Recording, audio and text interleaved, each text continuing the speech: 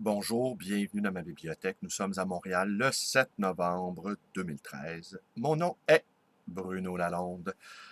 Alors aujourd'hui, je vais vous parler de notre nouveau bébé, à Daniel Laprès et moi. Et comme je m'amuse souvent en parlant de ce livre, à paraphraser BHL, ce livre est l'enfant naturel d'un couple diabolique, un néoconservateur et un socialiste libertaire.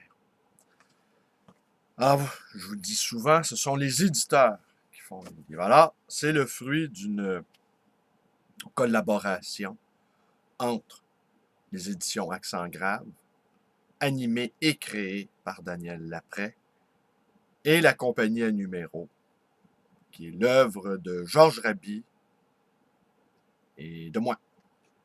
Au fil des années, se sont joints toutes sortes de collaborateurs. Et présentement, nous sommes dans présentement la compagnie à numéro, la revue La compagnie à numéro, eh bien, connaît un nouvel essor grâce à l'apport de nouveaux joueurs. Michel Bellil, Emmanuel Simard. Mais voilà, je vais vous parler un peu de ce livre. Alors, qu'est-ce que contient ce livre? J'aimerais vous parler du making-of, pour employer le terme de ce livre. Il y a des choses que je peux vous dire, il y a des choses que je ne peux pas vous dire. Les choses que je ne peux pas vous dire relèvent de la sécurité d'autrui. Moi, je peux engager ma parole tant que je veux. D'ailleurs, vous le constatez, vous êtes à même de le constater. Je ne m'en prive guère. Je peux en dire autant de mon collègue Daniel Laprès, qui est un homme qui ne craint pas de donner son avis. Et il lui arrive d'en payer le prix fort, le fort prix, le prix juste, le prix à payer. Parce que je vais revenir là-dessus, le prix à payer. Alors, il lui arrive donc de payer le prix. C'est pour lui. Ces derniers temps, j'ai été pas mal agacé de l'intervention de plusieurs intellectuels appointés, des professeurs d'université, dont Michel Seymour, tiens, je vais le nommer, qui est devenu une sorte de penseur de Québec solidaire. C'est pas très risqué par les temps qui courent de devenir un membre de Québec solidaire ou de propager le programme de Québec solidaire, car Québec solidaire, à l'instar de la CAQ, est condamné à une marginalité éternelle.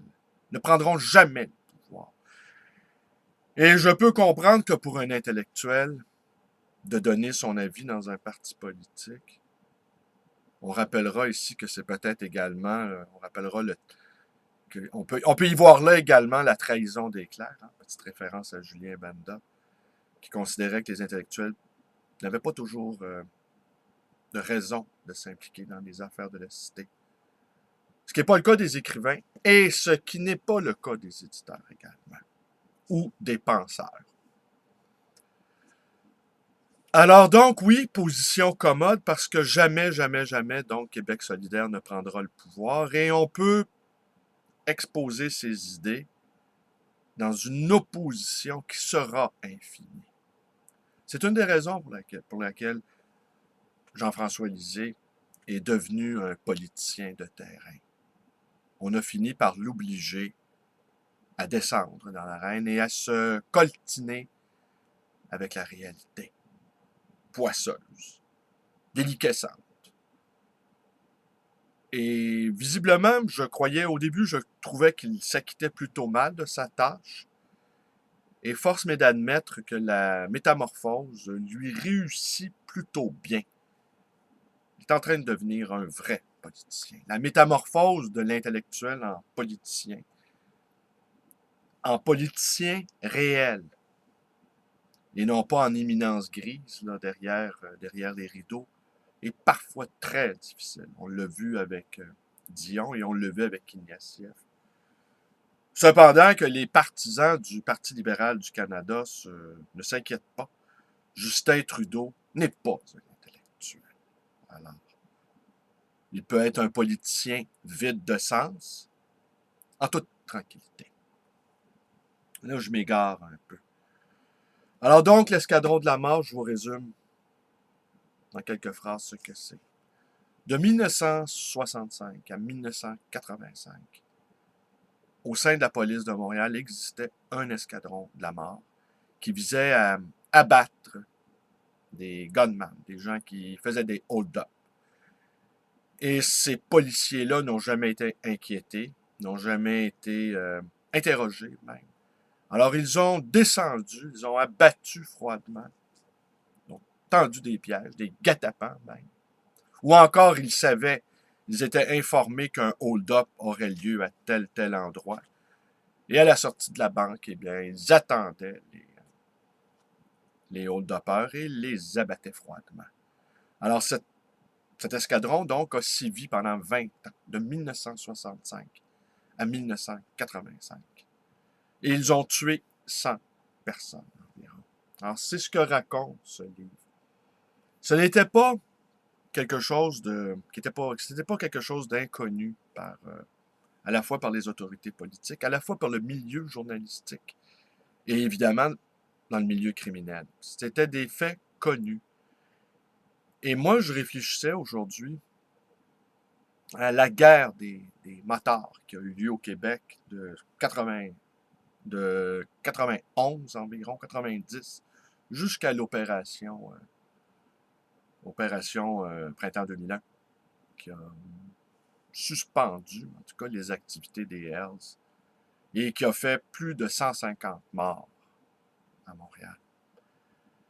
Alors évidemment, les Hells, les penseurs des Hells, peut vous étonner ici, un type comme Mom Boucher est un penseur, n'était pas qu'un vulgaire criminel, il réfléchissait. Et je vais vous montrer quelque chose ici qui va appuyer cette dernière assertion-là. Alors ces Hells-là, les intellectuels des Hells, eh bien, étaient au courant de ça et avaient développé une véritable haine du corps policier.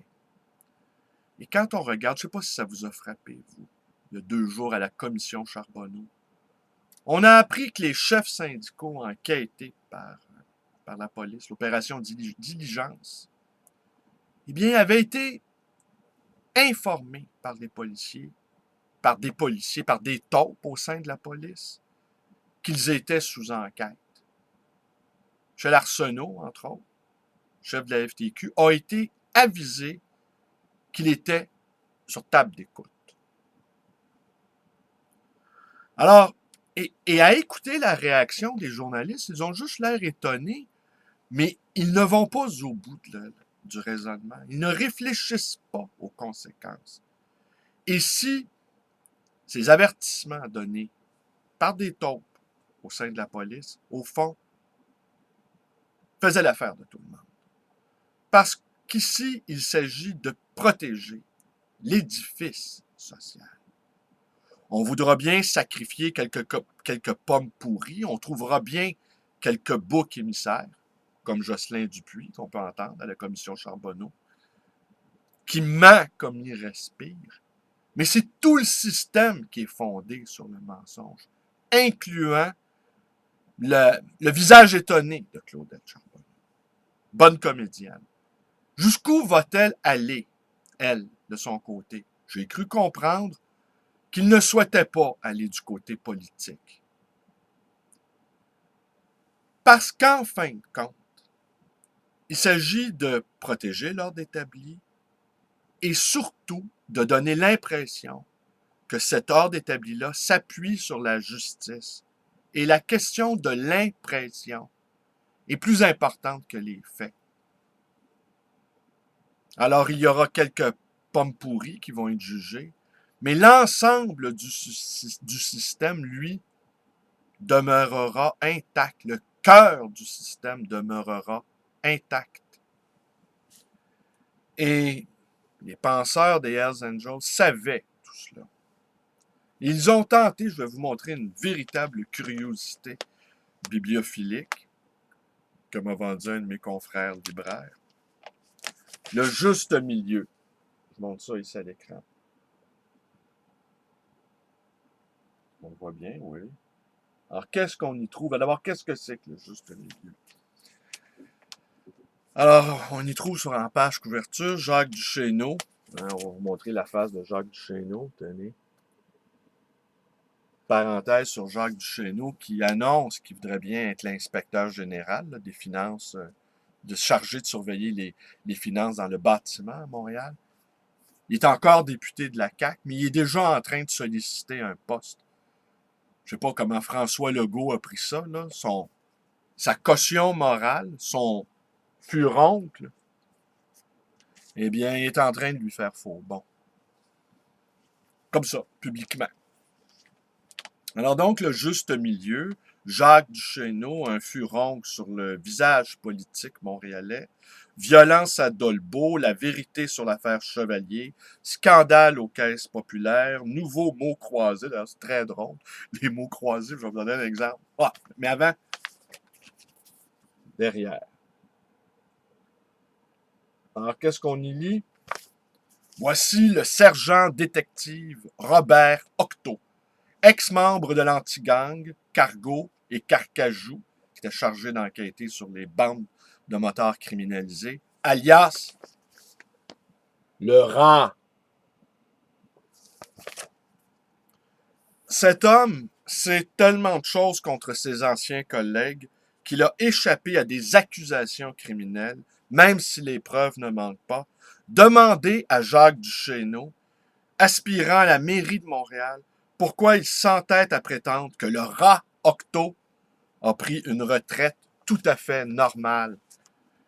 Et là, on donne l'adresse de Octo, que je ne vous lirai pas ici, en nombre. Alors, ce journal-là, vous voyez, la date de parution, c'est 98. Et j'ai fait une petite enquête, pas très exhaustive, mais quand même. Je vais aller vérifier qui avait financé le Juste Milieu, qui est un journal anti-policier. Eh bien, les Hells Angels, en 1998, au beau milieu de cette incroyable guerre qui laissait pantois les autres Hells Angels nord-américains qui trouvaient invraisemblable d'une violence inouïe. Eh ben oui, une violence inouïe. Alors, qu'est-ce qu'on y trouve donc ici? Jacques Duchesneau, un furoncle. Alors évidemment, c'est un journal qui dénonçait toutes les exactions policières, brutalité policière à Mistassini. Croyez-vous les policiers capables de faire mentir les délateurs?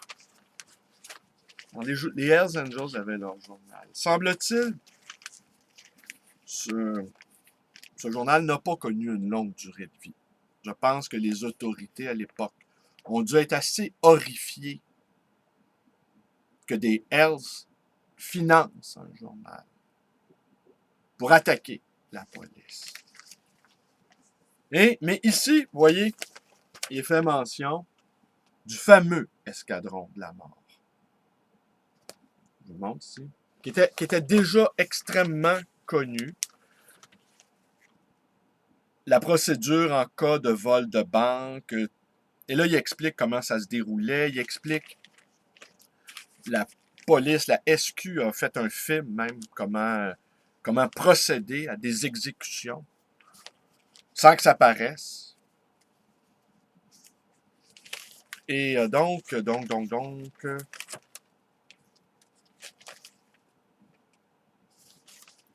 Alors, ce livre-là, notre auteur, Jean-Claude Bernheim, a épluché des milliers de documents. A lu tous les journaux de l'époque, a colligé, a retracé. Donc, c'est un livre à la fois historique et également à la fois politique. La préface, l'avant-propos dit « J'ai signé Michel Peterson ». Une acuité, une préface, un avant-propos d'une intelligence et d'une acuité politique qui laisse sans mots également. La bibliographie, wow! La bibliographie à elle-même est un petit bijou. Je l'ai montré à un de mes amis, philosophe, historien, réputé, qui l'a examiné d'assez près et ça l'a enchanté, cette bibliographie. Je vous lis, j'ai pris une page au hasard. Hans Magnus Eisenberger, Le bref été de l'anarchie, La vie et la mort de Buenaventura Durati, Oriana Fallaci, Un homme, Frantz Fanon, Les damnés de la terre, Michel Foucault, Surveiller et punir, Louis Fournier FLQ, Histoire d'un mouvement clandestin. Bon, là, je suis tombé sur une page où on a des sommités. Et puis il y a d'autres textes un peu plus obscurs, un peu plus méconnus. Alors c'est un livre qui résume, qui nous explique comment s'est constitué cet escadron-là de la mort, la visée politique sous-jacente à cet escadron qui visait au contrôle social, parce que les hold-uppers venant de milieux plutôt modestes avaient une conscience révolutionnaire. Oui. Et il relate donc comment cet escadron-là a été fondé, comment il fonctionnait, qui en faisait partie et qui en étaient les victimes. Alors, je vais vous en reparler. Tenez, je vous le remonte. C'est sûr, je vais vous en reparler parce que le lancement aura lieu la semaine prochaine.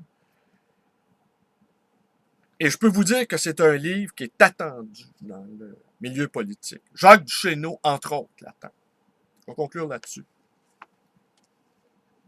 Au printemps dernier, à la commission parlementaire qui s'est tenue à Québec, Jean-Claude Bernheim a remis un rapport sur la police des polices, comment devaient être jugées les exactions commises par des policiers. Et il y avait dans son rapport une note en bas de page qui annonçait la parution de ce livre-là.